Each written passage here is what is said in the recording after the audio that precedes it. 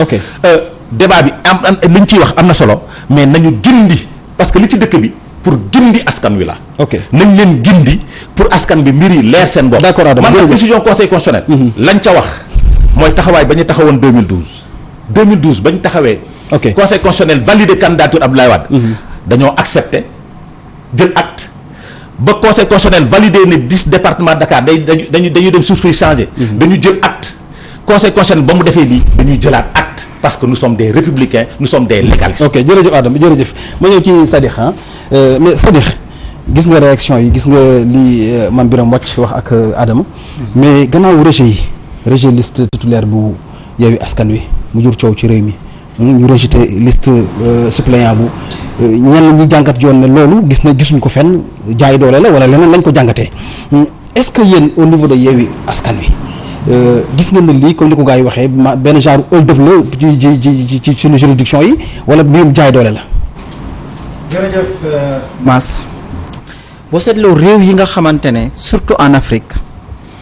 ñi nga xamante ne ñoo toog ci réew. yor pouvoir am na ci yenn expression yoo xamante ne dafay faral di ñëw ci ñoom. lorsqu'ils parlent au peuple. ok nous sommes républicains bokk na ci expression yi ñu utiliser. nous sommes dans un état de droit bokk na ci expression yi ñu utiliser. loolu mbir la yoo xamante ne parce qu'ils savent que ñoom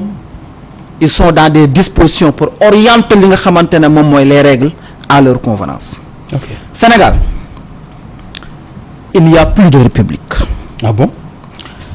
parce que li nga xamante ne mooy cëslaayu république conseil constitutionnel la boo xamante ne moom mooy interpréter suñu constitution avec équilibre. li xew ci réew mi suñu conseil constitutionnel bii ils ne sont pas du tout sages pour jouer le rôle d'équilibre bi nga xamante ne ñoom la ñuy xaar ci ñoom te lii du ay wax yoo xamante ne dama koy teg ci ñoom dama koy leeral. ok am nañ nag suñu constitution bi nga xamante ne moom moo tënk suñu contrat social ñun sénégalais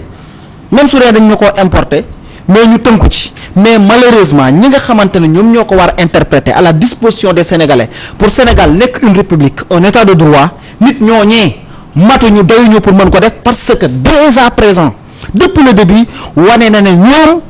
en réalité nekkuñu fi pour jouer le rôle d'équilibre bi nga xamante ne la ñuy xaar ci ñoom. pour preuve maintenant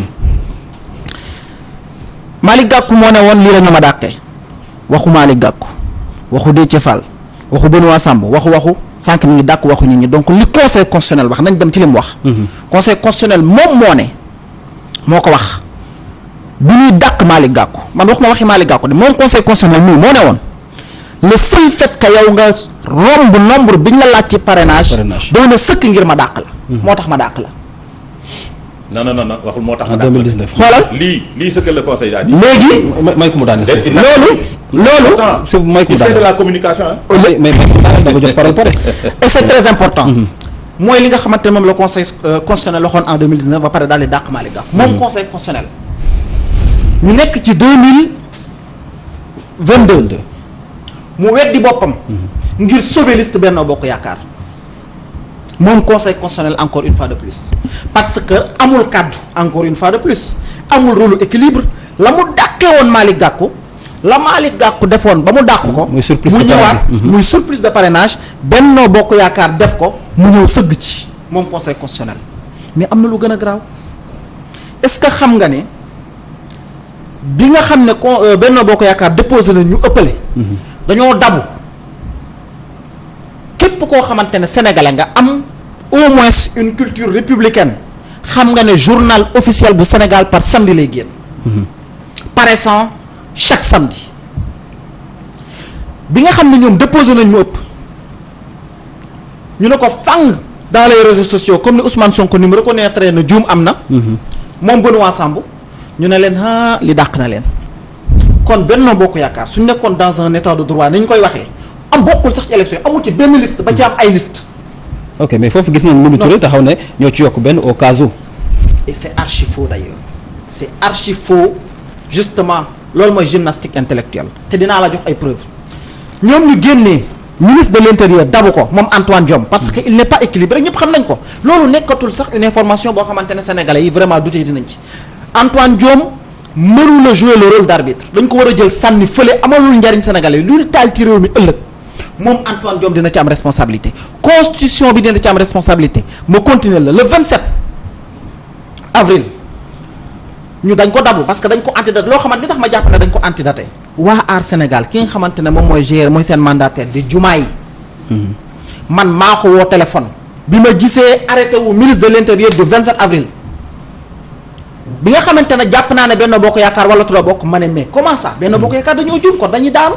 ma woo Diomaye moom ci boppam bu Aar Sénégal ma ne ko Diomaye est-ce que da nga yéen a jot arrêté boo xamante ne moom moo organiser ni ñuy déposer parrainage yi nombre bi bu ëppee ak bu wàññi ko bu 27 avril mu ne ma musuma ko jot. ah bon ma woo Pape Djibril Fall ma ne ko est-ce que da ngaa jot arrêté bii mu ne ma musuma ko jot ma woo Déthié Fall ne ko est-ce que da ngaa jot arrêté bii mu ne ma musuma ko jot 3 coalitions nee nañ jotuñu ko te arrêté bi man biram ñi muy waxal mooy les coalitions yi nga xamante ne ñoom ñoo war a déposer naka la ñuy déposer. war a dem ci élection donc Benno Bokk Yaakaar est la seule coalition. bi ne moom jot na arrêté bi le 27 avril muy bi si njëkk ñaareel bi arrêté boobu mi ngi dugg journal officiel le 5 mai xam nga ba le 5 mai kañ la c'est un jeudi. te journal officiel war a génn le. samedi le samedi 7. maanaam ñoom dañoo dabu ko pour mën a protéger ñi nga xamante ñoom ñooy Benno Bokk Yaakaar ci toj-toj bi ñu def ci surplus de parrainage mais doyul parce que la loi ne peut pas être rétroactive parce que le 4 la ñu déposé. bi ñu déposé le 4 donc rien n'était officiel même seen fraude boobu ñu def sax rien n'était officiel mais néanmoins fexe nañ ba def ko la loi puisqu'elle n'est pas rétroactive en l'occurrence Benno Bokk Yaakaar warul sax bokk ci élection yi. conseil constitutionnel sëgg ci loolu mais li gën a garaaw laa lay wax loi boo xamante ne muy ab arrêté. boo xamante ne ko opposition bi kenn jotu ko te ministre bi bu génnee arrêté ci li nga xamante ne moom mooy organiser parrainage bi du pour maas yow. du pour man pour ñi nga xamante ne ñoom ñooy candidaté pour législative yi la. Benno Bokk Yaakaar est la seule coalition bi nga xamante ne moom moo ko am muy benn ñaareel bi nga continuer moom ministre de l'intérieur mu génnee un arrêté frauduleux parce que kenn mësu koo gis moom rek ko am. dem yóbbu ko secrétaire général du gouvernement parce que ñoom aussi ils ont été des escrocs parce que li ñu téye ñoom xam nañ ne du dëgg. bi ñu ko téye daal di avancer li nga xamante ne mooy date bi ñu war a génnee journal officiel def ko le 5 date ne kat léegi mën ngaa déposer lu ëpp wala lu wàññeeku pour mën a dabaatal ki nga xamante ne moom mooy Benno Bokk Yaakaar conseil constitutionnel gis loolu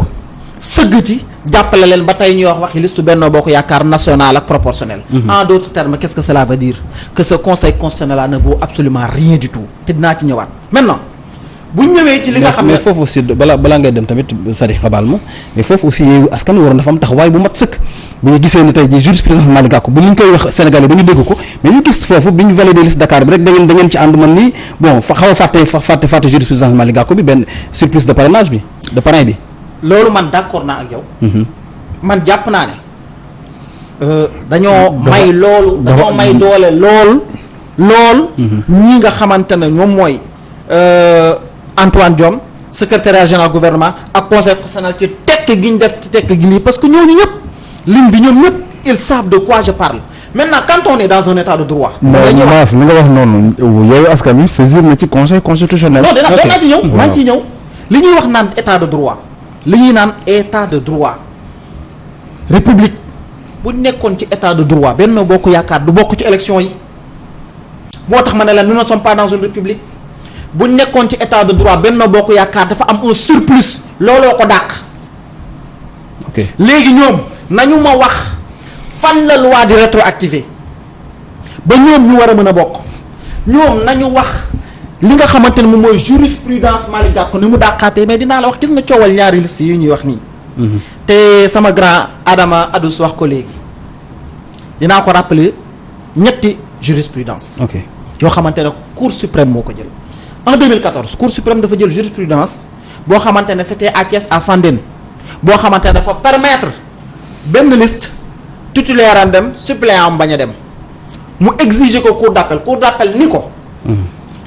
li may wax ko dem moo duñ ko gis. jurisprudence Saliou Ngom Saliou Mbaye. Ça c'est une c'est en réalité un précédent dangereux. Cour d'appel na ko puisque nag yow yaa ñu sut yow Cour suprême dinañ ci sukkandiku. mais prochaine fois duñu ko def moom cour d'appel wax loolu ki nga xamante ne moom mooy cour suprême en 2014 cour suprême dafa rattrapé wu moo tax ñii li ñuy wax di ko delloo foofu am na lu ko gën a récent 2021 bërki démb Guirassy bi mu déposé liste suppléant 16 la waroon doon mu déposé 11 ñu dàq ko suppléant ba pourquoi Cour suprême bi mu ko dàqee dàqul suppléant ba téye titulaire bi Kédougou est-ce que gis ngeen fa Yewwi Askan Wi dans la commune dañoo dàq Guirassy absolument Cour suprême moo ko jël ko donc kon rattrapé woon na ci jurisprudence 2014 ba ñu demaat Pikine Yewwi Askan Wi neewu fa lu ko waral parce que nombre bi ñu joxe ci suñu liste suppléant doyul astafurlah dafa ëpp ñu jël ñu génnee ñu pourquoi dàq ñu suppléant bi d'arrêté li nga xamante ne moom mooy titulaire bi defuñu ko liste ba la ñu dàq pour mu démontrer encore une fois de plus qu'une liste n'est qu'une titulaire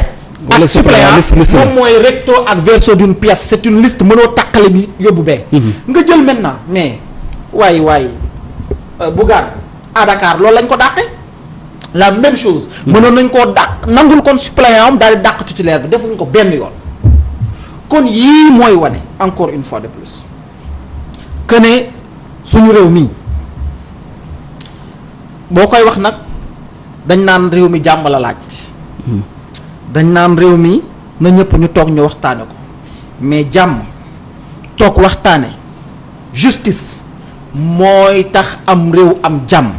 réew mu amul justice mënoo ne nit ñi tënku leen ci li nga xamante ne mooy li nga xam ne moo ñu neex te suñu réew mii justice amu fi parce que te léegi nag fi may daanale may ma rek ma ñëw mooy maintenant bu ñu demoon nag si tant est que l'on parle de la liste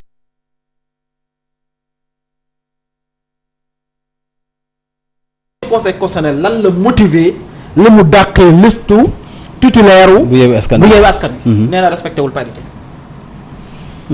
la liste n'est pas paritaire la wax nee na la liste n'est pas paritaire waxul doublon bi de alors que arrêté bi Antoine def doublon la wax muy doublon moom mu ne déedéet dafa respecté wul parité maanaam conseil constitutionnel même li mu motivé du dëgg li mu wax moom amul parce que lu mu wax ci considérant 8 mu ne considérant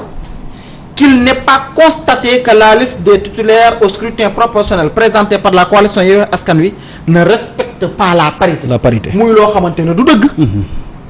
kon moom li mu sukkandiku sax pour dàq Yewwi Askan Wi liste titulaire am moom conseil constitutionnel lu toll ni conseil constitutionnel Mame Birame daf ko battre sur du faux du sable mouvant loo xamante ne du dëgg moom conseil constitutionnel ci loolu la sukkandiku daal ne considérant cependant que si l'obligation de respecter la parité concerne toutes les listes titulaires comme suppléants, aucune disposition du code électoral ne prévoit que vice entachant l'une des listes puisse avoir des répercussions sur l'autre maanaam moom comme jàpp na ne donc ñun respecté wuñ parité kon liste titulaire bu Yewwi Askan Wi respecté wul parité warta mën a yàq li nga xamante ne moom mooy liste suppléant bu Yewwi Askan Wi loolu nag xam nga lu muy firi non seulement conseil constitutionnel waxul dëgg muy benn mais ñaareel bi laa la ciy tegal xam nga mooy ban mooy ñoom conseil constitutionnel waaye yéen liste Yewwi Askan Wi nee nañ liste bu complet wul dañ la war a dàq liste Yewwi Askan Wi complet na parce que liste suppléant bi moom mooy nekk donc la liste titulaire la seule liste existante et cette liste elle fait 50 personnes absolument mooy une réalité gis nga lii yëpp nag dinaa la lu ko waral conseil constitutionnel lan moo ko waral justement li tax mooy Macky Sall laa di nee na xalaatul du ko nangu moom il n'a pas à l'accepter ou à rejeter ça déjà mu du ma nangu cohabitation am fi nga xamante ne moom mooy assemblée nationale moom Macky Sall amul à accepter ça ou à rejeter ça xam nga ñàkk nangoom ci wan la wékku dem élection sénégalais joxe li nga xamante ne moom moo war a am ñëpp bokk tegu ci yoon ba bi si njëkk ñaareel bi lii xew yëpp nag c'est pour essayer de cacher tot yi nga xamante ne ñii di waa coalition Benno Bokk Yaakaar def nañu ko si seen liste proportionnelle déjà parce que ñoom seen ñàkk a respecté parité moom daf ne fàng absolument leer na daf ne fàng ñëpp gis ko léegi nag ut lay moo waral ñoom ñu fexe jéem a protéger ñi nga xamante ne ñoom ñooy Benno Bokk Yaakaar moo waral gymnastique juridique bi ñu ci def ay littérature lu ne ñu def ko. pour jéem a protéger Benno Bokk Yaakaar naa ñëwaat ci yow juste pour dire. en réalité foofu laay daanaka la jox la kàddu gi mu jeex tàkk. qu'en réalité suñu réew mi. conseil constitutionnel amu fi et nous ne sommes pas dans une république. ok li nga wax sur nga gravité